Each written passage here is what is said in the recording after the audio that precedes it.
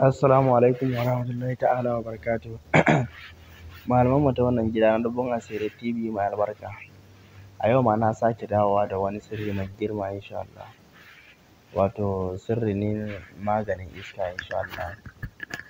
Maganin iska, shaidanu, jinnu duka dai insha Allah. Abinda dai ake shirya da dai shaidani da insha Allah to ga maganinsa da yardar Ubangiji.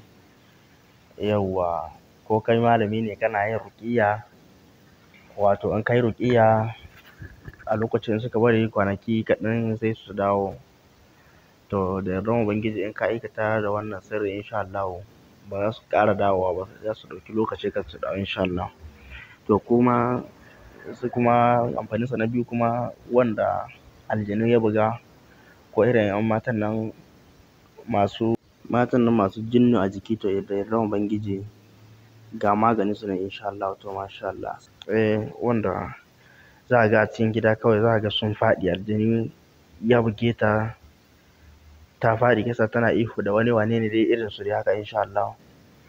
To da yardar Ubangiji wannan lokacin da ka ga aljanin ya buge ta insha Allah a lokacin sai ka turara da wannan hayaƙin da yardar Ubangiji. Yanda ake yin shi ne ana samun ganyen tumfafiya guda 7 ranar Lahadi insha Allah.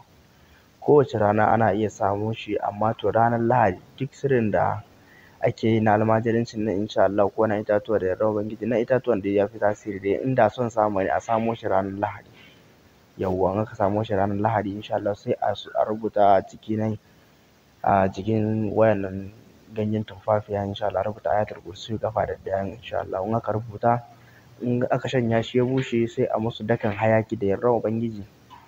In aka yi dakan hayaƙin nan to duk lokacin da ka ji an kawo maka labarin ko wata mahaukaciya amma iska ce haukatar da ita, ko wani namiji ko dai mace ko namiji dukansu insha Allah, to yanda ake shi ne in aka kawo maka sai ka ɗauki wannan dakan hayaƙin nan da kai wannan itatuwan insha Allah sai ka hayaƙa. To da yardar Ubangiji a lokacin za ka ga aljanun sun buge ta sun gudu.